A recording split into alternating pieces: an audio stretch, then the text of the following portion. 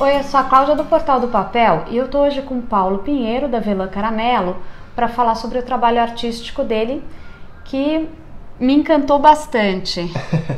Legal, né? Eu fico primeiro muito contente com o convite, sempre um prazer falar um pouco sobre arte em papel, um pouquinho da minha trajetória. Então, eu queria começar contando um pouquinho da minha trajetória. Eu sou arquiteto de formação, então é interessante que muita gente me pergunta se eu sou artista plástico de formação, eu sou arquiteto.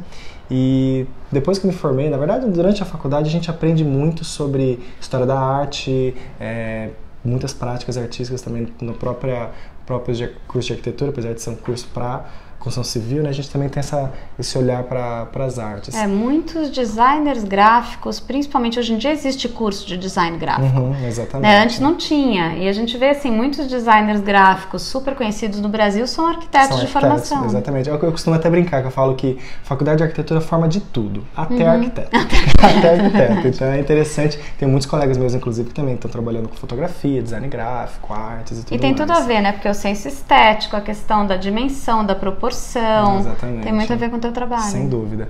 Então, e aí depois que eu me formei em arquitetura, trabalhei alguns anos com construção, então foi realmente uma fase mais de trabalho com consultorias, nessa parte de sustentabilidade foi um assunto que eu acabei me especializando depois de me formar. Só que eu mergulhei tanto nesse tipo de trabalho mais corporativo, de planilhas, Excel e... Sei o que é isso? É bem isso, né? Relatórios, auditorias, que eu isso. acabei depois de uns 4, 5 anos nessa vida sentindo falta mesmo da criatividade, da produção artística, do trabalho manual. Comecei a sentir falta porque realmente eu mergulhei durante todo esse período no meu trabalho e acabei deixando um pouco de lado essas outras coisas que até então eram hobbies.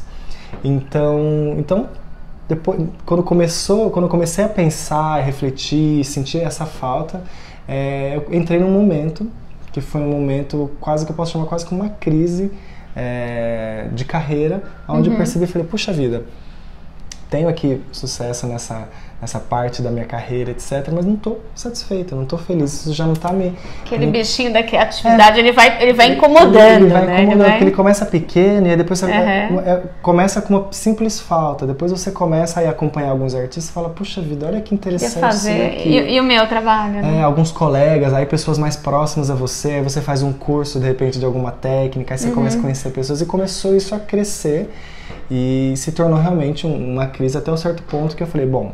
Uma crise boa, né? Uma crise boa, que eu falo assim, a gente acaba, no momento de crise, acaba se reavaliando e olhando muito para dentro de si, percebendo o que realmente é a nossa essência. Então, nesse momento, eu acabei fazendo muitos cursos, ainda trabalhando no meu antigo trabalho, cursos de estamparia, cursos de estilogravura, cursos de desenho, retomei o desenho, que eu desenhei muito na época de faculdade. Então eu comecei a fazer esses cursos tentando meio que buscar um caminho. Ainda não tinha exatamente necessariamente o que eu iria fazer se eu saísse desse trabalho mais corporativo, mas eu fui procurando um caminho, tentando me achar. E no começo eu até ficava bastante confuso, porque eu estava fazendo técnicas diferentes, então eu gostava muito de estilogravura, mas ao mesmo tempo eu gostava muito de estamparia. E aí são coisas um pouco distantes, ao mesmo tempo eu estava desenhando, eu gosto muito de desenhar a cidade, né? Arquiteto, eu gosto muito de olhar a cidade, São Paulo. Então, num dado momento eu comecei a falar, puxa vida, acho que eu preciso focar. Até que pensando e refletindo muito sobre essa questão de, puxa, eu preciso focar, mas tá tão gostoso essa experimentação em várias técnicas e tudo mais, que as técnicas começaram a porque o trabalho do Paulo é muito interessante, que a gente enxerga um pouco de cada técnica. A gente vê um olhar que, no teu puxa, trabalho. Daqui talvez possa ter vindo lá da estamparia, de repente isso possa ter vindo da estilogravura. Eu acho que o veio central que você acabou encontrando, de certa maneira, posso estar errada, mas você acabou encontrando mais o norte de usar o papel para as técnicas, do que só ir para um lado pensando em técnico para o outro, exatamente. Né? E a introdução do papel se deu de um jeito muito interessante, porque eu gosto muito de pesquisar, e até atrás de repertório e tudo mais, e um dia, sem querer, foi até sem querer, acho que falo essas coisas da vida, né?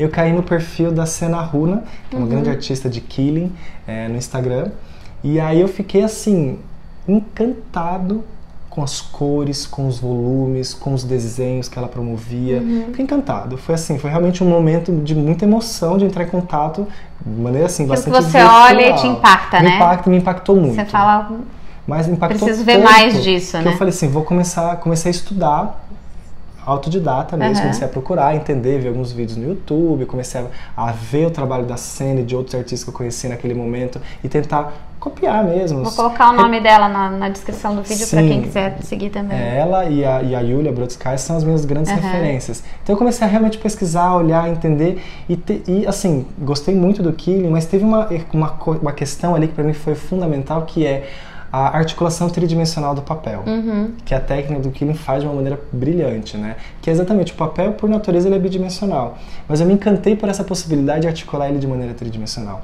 Então foi realmente um olhar que eu tirei do Killing. Então eu acabei... hoje eu não trabalho mais com o Killing. Você não seguiu com o Killing, mas você seguiu com a tridimensionalidade. Mas eu peguei do Killing essa questão da articulação do papel, que por natureza é bidimensional, articulado de maneira tridimensional. E aí fui somando isso à experimentação com a xilogravura, às experimentações com estamparia. Então, da xilogravura eu tirei muito essa questão da percepção da proposta artística a partir da retirada de material e não da colocação. Quando a gente pega um papel e pinta, a gente está colocando tinta no papel. Quando a gente pega um papel e recorta, a gente está tirando parte daquilo, ou mesmo na xilogravura que a gente cava a madeira, a gente tira parte. Essa percepção de você fazer o trabalho a partir de colocações e retiradas, peguei lá da xilogravura. A estamparia, que é algo que eu faço até hoje, inclusive, eu peguei muito essa questão do desenho de padrão, essa questão da sobreposição das camadas de tinta, porque na estamparia manual que eu faço, cada cor é uma matriz que eu preciso construir. Então, no final das contas, a composição de uma matriz acaba sendo realmente a sobreposição de várias camadas diferentes de tinta. Então, eu fui pegando essa questão das camadas de tinta, essa questão da xilogravura, o olhar tridimensional para o papel e uma expressão artística a partir disso, e acabou que, aos poucos, ela foi se encontrando na técnica que hoje eu trabalho, que é exatamente a realização de composições a partir da sobreposição de camadas de papel recortadas. E aí, realmente... acabou se tornando, digamos assim, a minha principal expressão artística. Eu continuo fazendo estamparia, continuo fazendo algumas experimentações, mas essa acabou quase que sem querer, né? Virando o meu caminho de exploração e de pesquisa. O que me encantou no trabalho do Paulo, e que encanta quando eu mostro para as pessoas, que eu falo, você olha, você fala, é uma foto trabalhada, aí você fala, não, olha mais de perto. Sim, exatamente. São camadas de papel. Exatamente. Então é muito, você olha e você fala, não, é outra, olha melhor. Ai, nossa, e eu falo muito que eu vou até mostrar isso é aqui que eu ia te pedir para mostrar exemplos. Por exemplo, esse exemplo da Audrey. Quando a gente olha de longe, acho que até o pessoal em casa deve estar olhando e falando assim, não, mas parece que é uma impressão, eu vou pôr o detalhe também, etc. Como sempre. E aí quando você olha de perto, você percebe as camadas de papel sobrepostas, ou seja, e eu acabo utilizando um papel de gramatura mais elevada, então 180, 240 gramas por metro quadrado, exatamente para que o papel... Que o próprio corpo do papel tenha já uma espessura e ele cria uma sombra, ou seja, eu acabo convidando a sombra para fazer parte do meu trabalho. Ele é parte integrante da composição, porque é a partir da sombra que a gente percebe essa volumetria que acaba acontecendo a partir da sobreposição das camadas. Claro que quanto mais camadas eu coloco no trabalho, maior vai ser essa percepção quase de um relevo de papel que acontece na própria composição. Então eu mesmo, quando faço as minhas publicações nas redes sociais, eu gosto muito de tirar uma foto de macro, né? Então, com um foco bem próximo do trabalho para ver realmente essa camada, essa sobreposição das camadas. Então, assim, e depois que eu cheguei nesse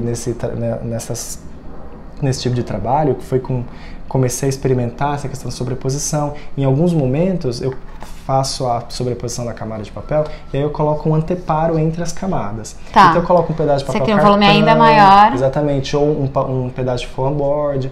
Coloco algum anteparo para criar uma sobreposição ainda mais aguda entre as camadas. E aí a questão da sombra fica muito mais forte. Mas o que eu tenho explorado bastante é a questão de colar uma camada em cima da outra.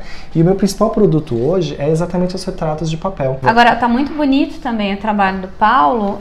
Esse lado mais, eu não sei se a gente chamaria só de abstrato ou parece um pouco uma forma mais orgânica. Exatamente, né? Esse é um caminho que eu tenho explorado mais recentemente, que é sair um pouquinho do figurativo. Então, principalmente do figurativo de rosto, porque eu faço muito trabalho por encomenda. Então, a pessoa quer presentear alguém, quer fazer algum presente especial, pega e me manda uma foto, eu faço o desenho das camadas de papel a partir dessa foto, recorto eles, colo e o trabalho está pronto.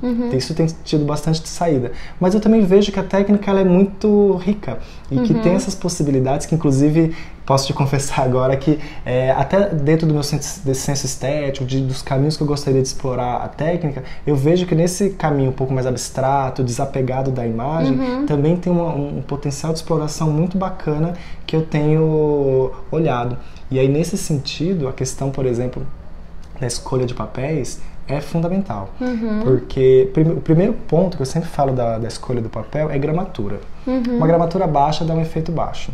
Então, se eu, por exemplo, faço uma sobreposição com 10 folhas de papel 90 gramas, é diferente de uma sobreposição de um papel 240, 180. Então, eu gosto de partir do 180. Sim. 180 para cima. Outro ponto super importante para observar, mais uma vez, eu sempre falo isso, acho que está virando já, qualquer dia eu gravo e colo, copio e colo, que é papel colorido na massa. Exato. Esse é o Se o segundo papel ponto. não for colorido na massa, a lateral branca não dá, estraga o primeiro processo. Ponto é a gramatura. Segundo ponto é a papel colorido na massa. Eu coloco ele como segundo ponto e não como primeiro, porque dependendo do que eu posso esperar do meu trabalho, pode ser que a questão da lateral ficar branca pode ser um efeito, não? Pode ser um efeito que eu quero promover para o meu trabalho. Então esse é o segundo ponto, porque eventualmente pode ser que a questão de ser colorido na massa perca a necessidade. Mas de fato, a esmagadora maioria das minhas experimentações foram com papéis tingidos na massa. Isso é bastante importante porque é isso, você corta a lateral, ainda mais um papel grosso, que é quase um cartão,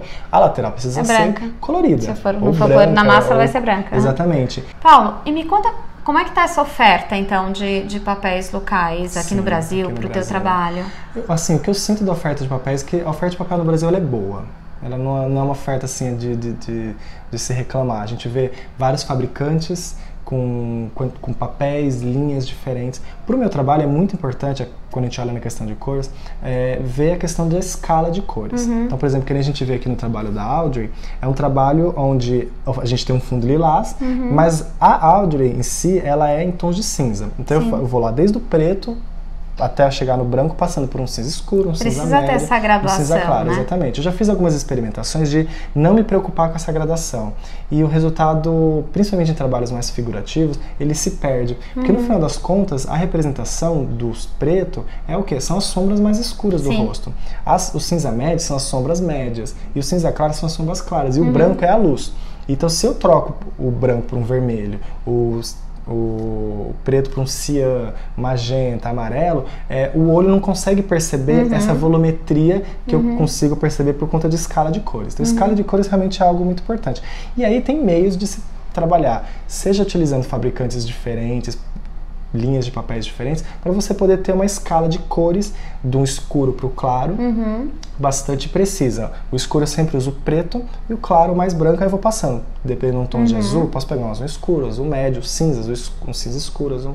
Exatamente. Então, eu vejo que tem um movimento, né? Eu vejo muitas marcas lançando cores novas, linhas novas, que eu acho muito bom, muito bacana, principalmente papéis especiais, papéis finos, que podem ser utilizados não só em arte, mas em convites e outros meios. Sim. Mas eu vejo assim, como eu falei, assim, estamos numa situação boa. Talvez eu não diria excelente, porque quando a gente olha para fora do país, a gente vê que ainda tem a crescer. E a gente vê cada vez mais pessoas estão interessadas em olhar para o papel como um material para uma expressão artística. Então eu mesmo nas minhas aulas gosto muito de sempre deixar claro para o aluno, às vezes eu estou dando uma aula de kirigami, por exemplo, que é uma das aulas que eu ofereço, mas eu faço questão de na aula, eu sempre gosto de introduzir a técnica, a história da técnica, mostrar de onde veio e para onde vai a técnica. Não só, né? O papel ele traz em si uma mensagem também, seja pelo corpo, pela cor, pela textura. Então o papel ele pode e deve ser usado como um elemento criativo, né? Sem dúvida. Então nas minhas aulas eu gosto muito de mostrar, mesmo sendo uma aula de kirigami, uma aula de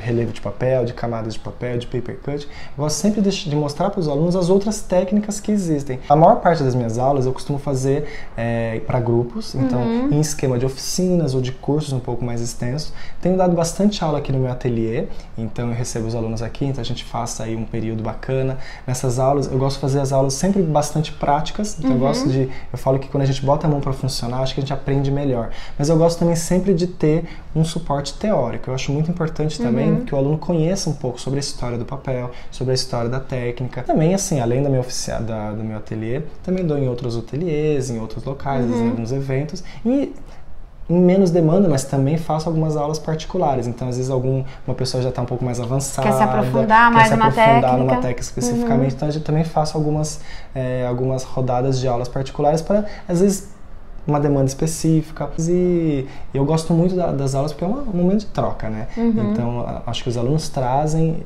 eu levo para os alunos, então acaba sendo sempre um momento muito rico, né? Legal, vamos acompanhar o Paulo também. Na mídia social dele, que é @VelaCaramelo, exatamente. para que vocês possam também saber quando tem curso e acompanhar melhor o trabalho dele. Só até não, para a gente não deixar, né, lembrar, já que está aqui, é muito legal e que remete um pouco ao lado da estamparia. Esse é um trabalho que tem uma cara mais de estamparia, mas tem o tridimensional no papel. Paulo faz um trabalho incrível também com a visão de arquiteto dele, da parte de edificações históricas, que também é um trabalho que fica muito bonito, né? Porque é o que eu falo, a técnica, ela permite várias expressões. E eu gosto muito, como arquiteto, você comentou, eu gosto muito de observar a cidade, olhar a história da cidade. Então tem alguns trabalhos meus que eu busco retratar um pouco essa questão da cidade, da paisagem urbana, da história da cidade, principalmente São Paulo, que é a cidade que eu adotei para mim, né? Então, alguns trabalhos de camadas de papel eu faço representando imagens de São Paulo. Então, é também aí um caminho, uma exploração que eu faço de como contar a história de uma outra maneira a partir do objeto artístico, né? É um prazer conversar com o Paulo. Acompanha também o Portal do Papel no YouTube, no Face. Se inscreve no canal, que a gente na semana que vem tem coisas novas. Obrigada, viu, Paulo? Eu que agradeço, foi um prazer.